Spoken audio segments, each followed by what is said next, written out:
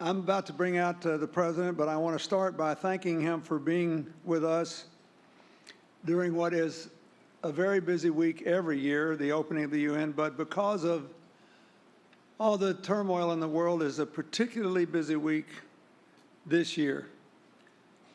He's been part of our annual meeting every year since 2008, and I'm very grateful for that. It reflects his lifetime commitment to and belief in citizen activism. Just a couple of weeks ago, I was honored to join the President at the White House to celebrate the 20th anniversary of AmeriCorps. It was one of my proudest achievements because all those 900,000 young people who've done that are now out making a difference in the world like you are. An astonishing 2/3 of them chose a career in some form of public service, although not all governmental. A lot of it was NGO work. So I'm grateful to him for continuing that movement. In far too many places around the world, people are still not free, however, to join together to do this kind of work. And that reminds us of the importance of government, at least empowering people to do the kinds of things that you are advocating and spending your lives on. Every successful country needs a smart government, a strong private sector, and a vigorous civil society. I know from Hillary's time at the State Department that the President has always supported this and has done what he could to support people like you from his current position. So for many reasons, I'm especially grateful to him for being here, for continuing to believe that as he strives to stop bad things from happening around the world, the rest of us are supposed to do more to make good things happen. So please join me in a warm welcome to President Barack Obama.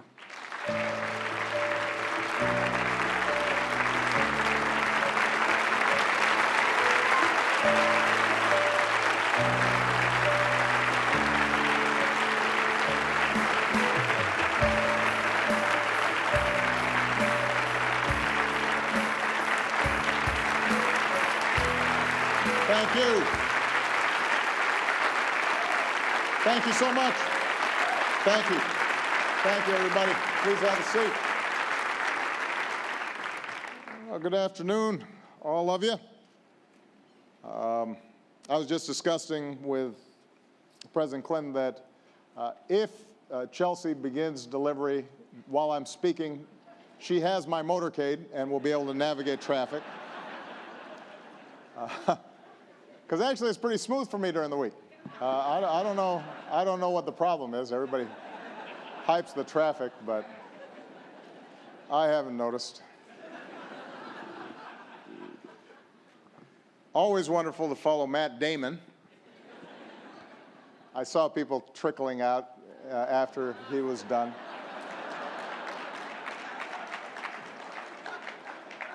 These are the hardcore policy people who decided to stay for me. I want to thank President Clinton for your friendship and your leadership and bringing us together as only he can. Bill first asked me to come to CGI when I was a senator, and as president, I've been proud to come back every year. As president, Bill asked Americans to serve their country, and we recently celebrated the 20th anniversary of AmeriCorps on the South Lawn. And Bill asked all of you to make commitments to better our world, and together you've touched the lives of hundreds of millions of people. And it's a testimony, I think, to any leader, not just what they themselves do, but the degree to which they're able to inspire action from others. And by that measure, obviously, Bill Clinton has continued to exert extraordinarily global leadership for decades, and I suspect for decades more to come. So, Now, in agreeing to come, I had an ask as well. I think one of the best decisions I ever made as president was to ask Hillary Clinton to serve as our nation's Secretary of State. So she just welcomed me backstage. I'll always be grateful for her extraordinary leadership representing our nation around the world. And I still have a lot of debt to pay, though, because the two of them were separated far too often. Hillary put in a lot of miles during her tenure as Secretary of State. She has the post-administration glow right now. She looks much more rested. So it's wonderful to be back at GCI. I cannot imagine a more fitting audience with whom to discuss the work that brings me here today. And that is our obligation as free peoples, as free nations, to stand with the courageous citizens and brave civil society groups who are working for equality and opportunity and justice and human dignity all over the world. And I'm especially pleased that we're joined today by our many partners in this work: governments, civil society groups, including faith leaders, and men and women from around the world who devote their lives and at times risk their lives to lifting up their communities and strengthening their nations and claiming universal rights on behalf of their fellow citizens. And we're honored by the presence of these individuals. As we do every time this year, presidents and prime ministers converge on this great city to advance important work. But as leaders, we are not the most important people here today. It is the civil society leaders who, in many ways, are going to have the more lasting impact. Because, as the saying goes, the most important title is not president or prime minister. The most important title is citizen. It is citizens, ordinary men and women, determined to forge their own future, who throughout history have sparked all the great change and progress. It was citizens here in America who worked to abolish slavery, who marched for women's rights and workers' rights and civil rights. They are the reason I can stand here today as President of the United States. It's citizens who, right now, are standing up for the freedom that is their God-given right. And I've seen it myself in the advocates and activists that I've met all over the world. I've seen it in the courage of Berta Soler, the leader of Cuba's Ladies in White, who endure harassment and arrest in order to win freedom for their loved ones and for the Cuban people. I've seen it in the determination of Russians in Moscow and St. Petersburg who speak up for rule of law and human rights. I've seen it in the passion of advocates in Senegal who nurture their democracy, and young Africans across the continent who are helping to marshal in Africa's rise. I've seen it in the hope of young Palestinians in Ramallah who dream of building their future in a free and independent state. I see it in the perseverance of men and women in Burma who are striving to build a democracy against the odds. These citizens remind us of why civil society is so essential. When people are free to speak their minds and hold their leaders accountable, governments are more responsive and more effective. When entrepreneurs are free to create and develop new ideas, then economies are more innovative and attract more trade and investment and ultimately become more prosperous. When communities, including minorities, are free to live and pray and love as they choose, when nations uphold the rights of all their people, including perhaps especially women and girls, then those countries are more likely to thrive. If you want strong, successful countries, you need strong, vibrant civil societies. When citizens are free to organize and work together across borders to make our communities healthier, our environment cleaner, and our world safer, that's when real change comes. And we see this spirit in the new commitments you're making here at CGI to help the people of West Africa in their fight against Ebola. We've also seen this spirit in another cause, the global campaign against anti-personnel landmines. Tireless advocates like Jody Williams fought for the Ottawa Convention. Leaders like Patrick Leahy have led the charge in Washington. 20 years ago, President Clinton stood at the United Nations and pledged that the United States would work toward the elimination of these landmines. And earlier today, we announced that we will take another important step outside of the unique circumstances of the Korean Peninsula, where we have a long-standing commitment to the defense of our ally, South Korea.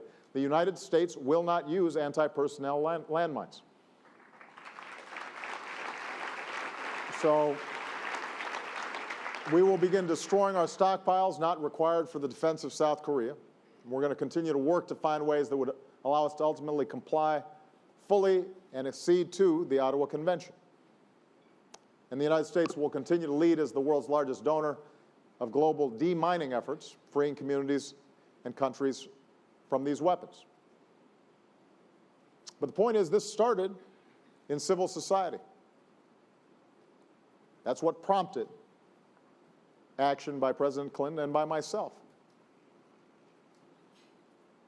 And promoting civil society that can surface issues and push leadership is not just in keeping with our values, it's not charity.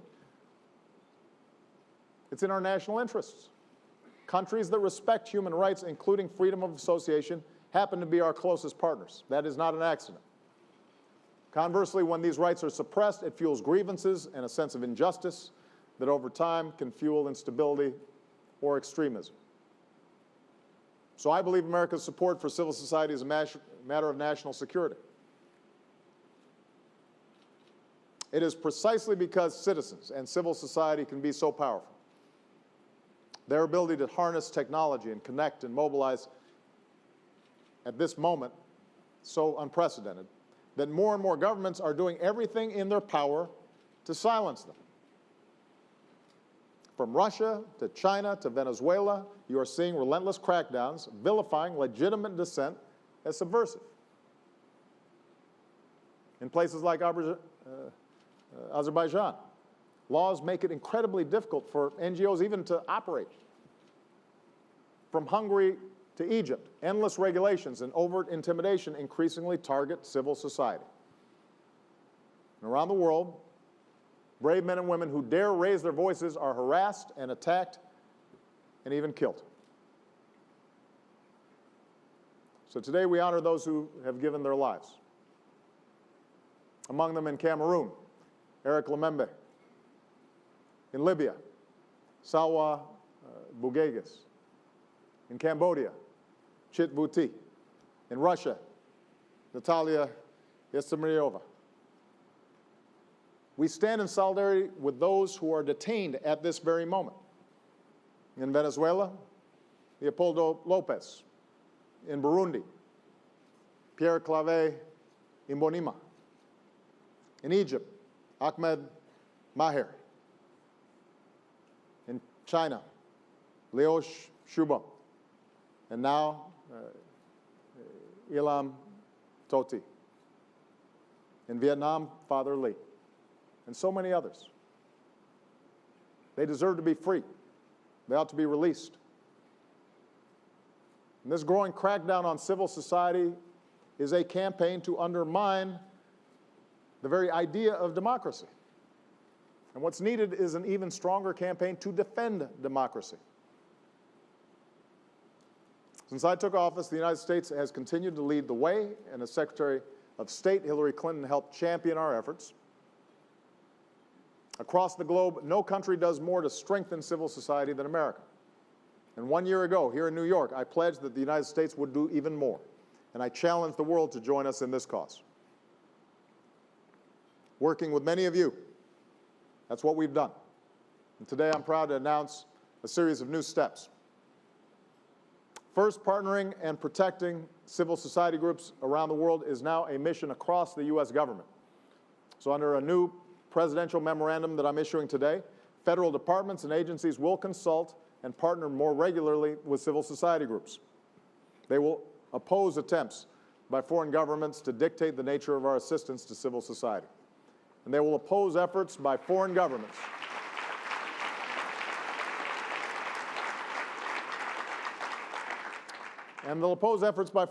to restrict freedoms of peaceful assembly and association and expression.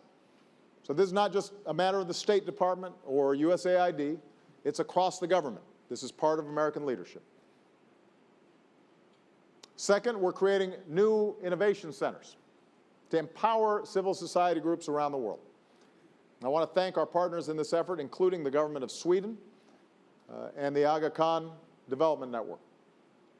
Starting next year, civil society groups will be able to use these centers to network and access knowledge and technology and funding that they need to put their ideas into action.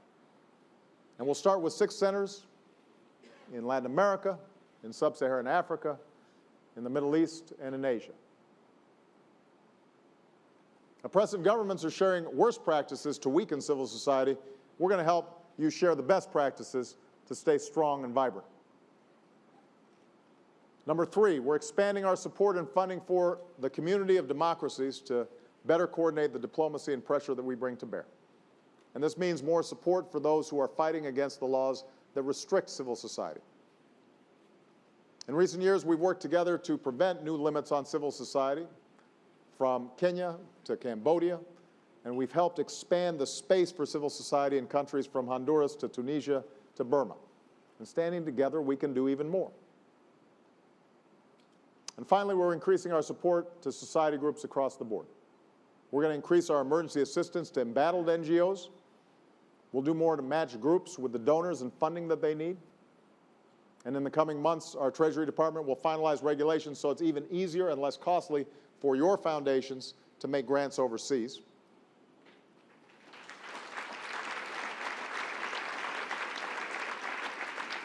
We'll increase our legal assistance and technical support to those pushing back against onerous laws and regulations. And through our open government partnership, we'll help more governments truly partner with civil society. We'll continue to stand up for a free and open internet so individuals can access information and make up their own minds about the issues that their countries confront. And through our programs to engage young leaders around the world, we're helping to build the next generation of civil society leaders. And our message to those young people is simple. America stands with you. We stand with educators like Walid Ali of Kenya. Where's Walid? I just had a chance to meet him. There he is. Abadi. In his village near the border of Somalia, young people without jobs are tempted by drugs. They're recruited by terrorists. So Walid offers them counseling and business classes and small plots of farmland, helping them rebuild their own lives and their communities and giving them options for the future. He strives, he says, not just for the idea of democracy, but to cement the practice of democracy. So we thank you, Walid, for your extraordinary efforts, and we stand with you.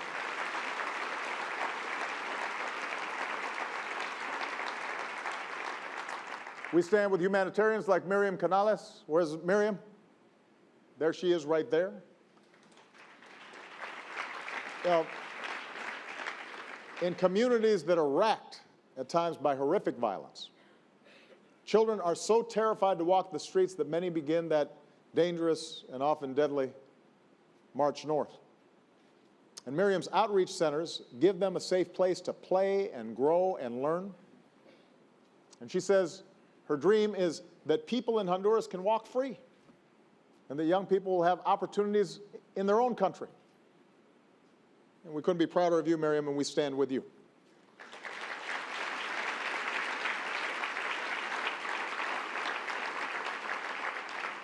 We stand with activists like Sophie Jack of Cambodia. There she is, Sophie.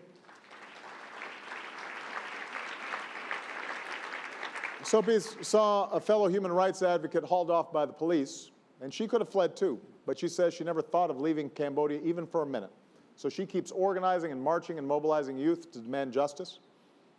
And she says, I dream that Cambodian citizens can enjoy the freedoms that they're entitled to.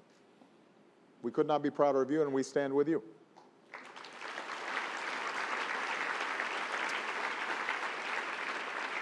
And we stand with advocates like John Gad of Egypt. Where's John? Like all Egyptians, John has lived through the turmoil of recent years. As an artist, he uses his poetry and performances to help people discover the power inside them, which is as good a description of being an organizer as anything, and being a leader. And he's been working to help women and girls recover from violence and sexual assault. He's focused, he says, on how to teach Egyptians to accept each other, and he has said that we have rights that we can achieve in a peaceful way. John is the future. That's why we stand with him.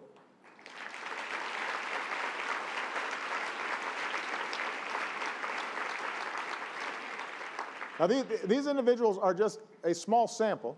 They're just an example of the extraordinary drive and courage and commitment of people that oftentimes are outside of the headlines. People don't do stories on them. When they're endangered or harassed, it usually doesn't surface in the news. But they are those who are pushing the boulder up the hill to make sure that the world is a little bit of a better place. And we live in a complicated world. We've got imperfect choices. The reality is sometimes, for instance, for the sake of our national security, the United States works with governments that do not fully respect the universal rights of their citizens. These are choices that I, as president, constantly have to make. And I will never apologize for doing everything in my power to protect the safety and security of the American people. That is my first and primary job. But that does not mean that human rights can be simply sacrificed for the sake of expediency. So although it is uncomfortable, although it sometimes causes friction, the United States will not stop speaking out for the human rights of all people and pushing governments to uphold those rights and freedoms. We will not stop doing that because that's part of who we are. And that's part of what we stand for. And when governments engage in tactics against citizens and civil society hoping nobody will notice, it is our job to shine a spotlight on that abuse. And when individuals like the ones I introduced are being held down, it's our job to help lift them back up. When they try to wall you off from the world, we want to connect you with each other. When your governments may try to pass oppressive laws, we'll try to oppose them. When they try to cut off your funding, we're going to try to give you a lifeline. And when they try to silence you, we want to amplify your voice. And if amid all the restrictions and all the pressure and all the harassment and all the fear, if they try to tell you that the world does not care and that your friends have forsaken you, do not ever believe it, because you are not alone. You are never alone. Your fellow advocates stand with you and your communities stand with you. Your friends around the world stand with you. The United States of America stands with you, and its president stands with you. No matter how dark the hour, we remember the words of Dr. King. The time is always ripe to do the right thing.